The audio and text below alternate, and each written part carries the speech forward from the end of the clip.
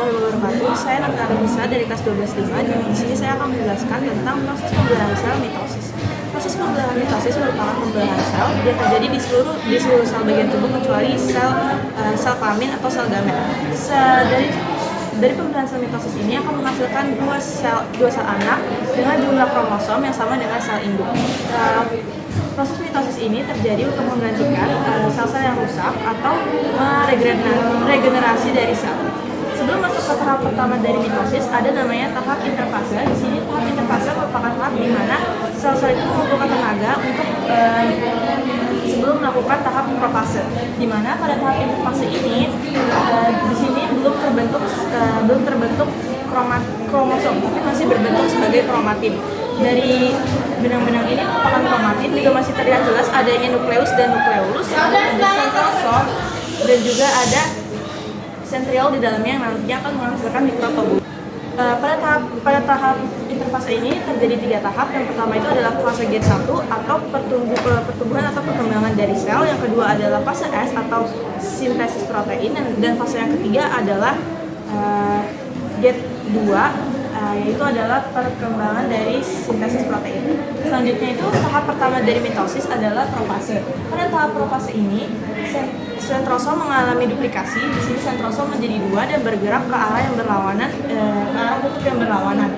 Lalu di sini ada mikrotubulus. Mikrotubulus ini terbentuk dari cairan yang disentriol yang berbahan dasar dari serat protein. Lalu di sini mulai terbentuknya kromatin menebal menjadi kromatid, dan di sini terjadi kromosom. Kromosom terdiri dari 2 kromatid, lalu ada sentromer dan juga kinetochor.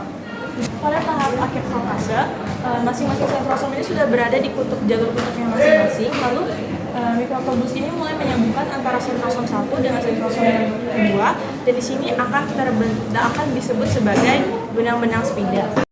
Selanjutnya di sini ada tahap metafase, di mana pada saat ini kromatin mulai ditarik oleh benang spidel menuju ke arah sentrosom. Lalu mereka itu bergerak ke arah tengah dari inti sel. Nah, ciri khas dari metafase ini, kromatin atau kromosomnya itu sejajar, jadi mereka mudah diamati. Tahap yang selanjutnya adalah tahap metafase. Pada tahap ini, kromatin mulai ditarik oleh benang spidel ke arah yang berlawanan, dan mereka tuh mulai berlawanan, jadi sentrosomnya itu terpisah. Dari kromosom yang ditarik ke arah atas ataupun yang ke arah bawah itu pasti jumlahnya sama. Lalu dari proses anafase ini, nantinya pada tahap akhir proses anafase ini, membrana sel akan mulai menyempitkan membrana sel. Lalu yang terakhir adalah fase telofase. Pada fase ini, benang-benang spidel mulai hilang, lalu inti sel, nukleus dan nukleolus mulai terbentuk kembali. Nantinya juga kromosomnya itu menipis menjadi kromatin, seperti pada tahap interfase.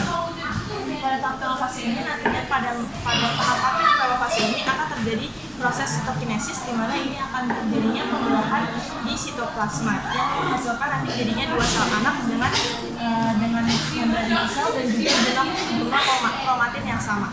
Sekian presentasi dari saya. Kalau lebihnya mohon maaf. Wassalamualaikum warahmatullahi wabarakatuh.